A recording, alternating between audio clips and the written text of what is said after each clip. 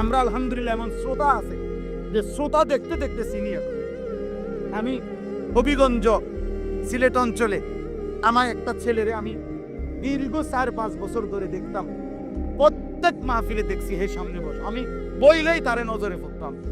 পরে একদিন আমি তারে ডাকছি, তাইকে আমি বললাম তুমি কি করো? কয় হুজুর আমি ঘাস, মানে প্রতিদিন ঘাস কাটি আর ঘাস কাইটা বিক্রি করি, যা পাই তা দিয়ে সংসার চালাই। তাই বললাম তুমি যে সব মাহফিলে আসো, আমি দেখলাম তোমারে।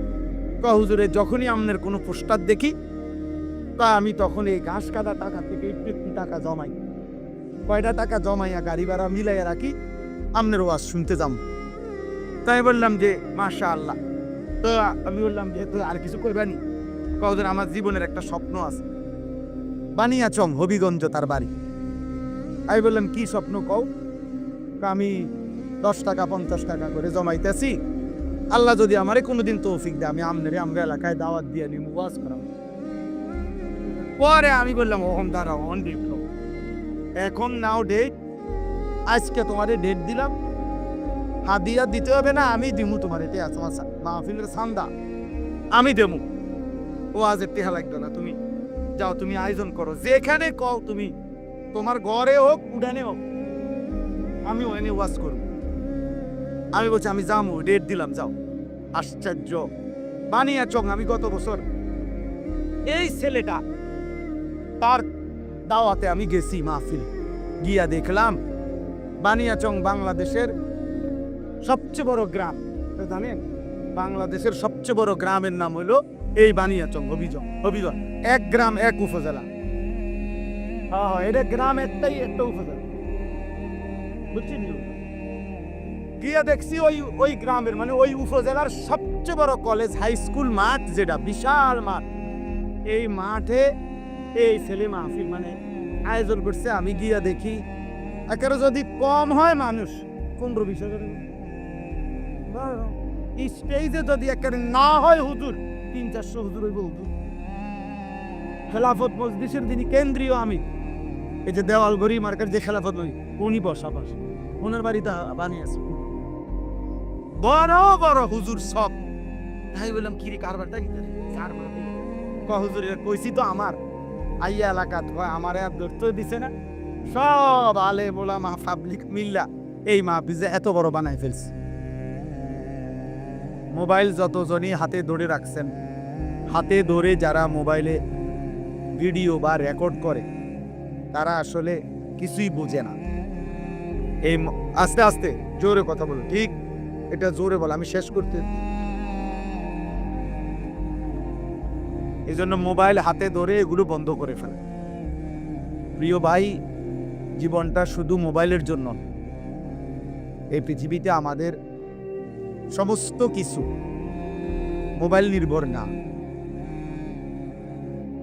মোবাইলে প্রত্যেকের মোবাইলে ওয়াজ আছে, ভালো মন্দ অনেক কিছুই আছে, কিন্তু দিলের মধ্যে কি আছে, কলিজার মধ্যে কি আছে, এটা দেখার বিষয়। একটা মাহফিলের আয়োজনের মধ্যে অনেক কষ্ট হয়। এই ব্যাপক আয়োজন, এই ব্যাপক ব্যস্ততার ভিতরে যদি কিছু অর্জন না হয় দিলের মধ্যে, তেমন উল্লেখযোগ্য কোনো ফায়দা নেই। বক্তা আসলো, উঠলো, নামলো, শ্রোতা একবার দৌড় দিয়ে আইলো, আরেকবার খালি হয়ে গেল। এই আসা যাওয়ার দ্বারা কিছু বুট বাদাম চটপটি বিক্রি হলো, এর দ্বারা তেমন উল্লেখযোগ্য কোনো ফায়দা নেই। এই জন্য দয়া করে সবার কাছে আমি বললাম, এটা আমার আদেশ, হাতে মোবাইল ধরে যারা আছে সকলে মোবাইল হাতে ধরা এই ভিডিও রেকর্ড এগুলো নামান, হাত ধরা মোবাইলগুলো বন্ধ করে। এরপরে দেখলে আমি দমক দেব, উঠায় দেব, তখন আপনি লজ্জা পাইবেন। আর এমনি চলে গেলে কোনো অসুবিধা নাই, ইনশাআল্লাহ পরে আবার আসবেন, দাওয়াত রইল।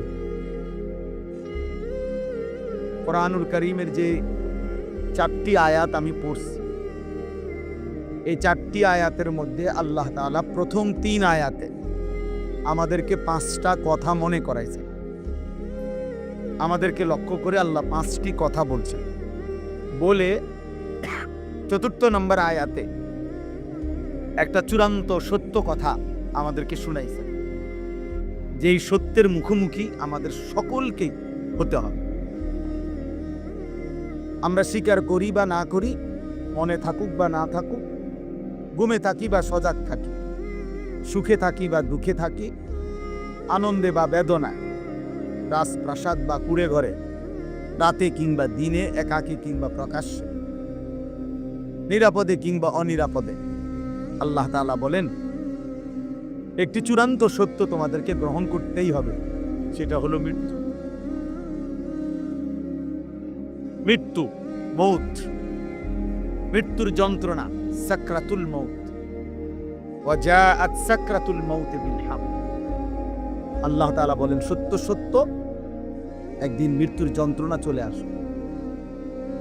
সুখে থাকো আর দুঃখে থাকো, আনন্দে থাকো আর দুঃখে থাকো।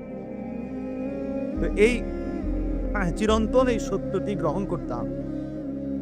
এর আগে আল্লাহ তাআলা 3 আয়াতে 5টা কথা বলছেন।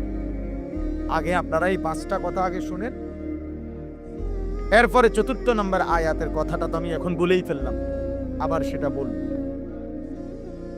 আল্লাহ তাআলা আমাদেরকে 5টা কথা মনে করাইছেন। 1 নম্বর, ওয়ালাকাদ খালাকনাল ইনসান। আল্লাহ বলছেন সবাই মনে রাখবা, আমি আল্লাহই মানুষকে সৃষ্টি করেছি। মানে আল্লাহ যেন আমাকে বলতেছেন, আনিস এই কথা তুমি কখনোই ভুলো না, আমি কিন্তু তোমাকে বানিয়েছি।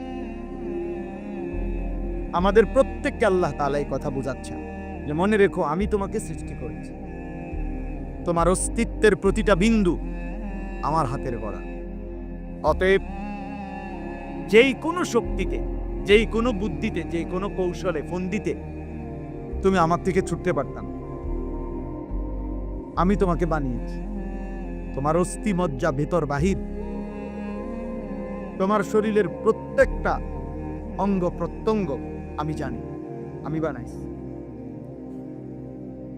অতএব এটা আল্লাহ তাআলা আমাদেরকে মনে করাই দিয়েছে, আমি আল্লাহ তোমাকে সৃষ্টি করেছি, বানিয়েছি। আমার থেকে তুমি আড়াল হবা কেমন?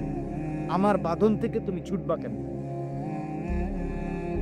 আমার হাত থেকে তুমি ছুটতে পারবা? এই হলো 1 নম্বর কথা। 2 নম্বর কথা, ওয়া না'লামু মা তুওয়াসবিসু বিহি নাফসু। আল্লাহ তাআলা বলে, বান্দা প্রত্যেকের অন্তরের গভীরে, হৃদয়ের অভ্যন্তরে গুনাহের যেই চাহিদা তৈরি হয়, ওয়াসওয়াসা। ওয়াসওয়াসা বলা হয় গুনার চাহিদা। শয়তান যেটা ওয়াসওয়াসা দেয়,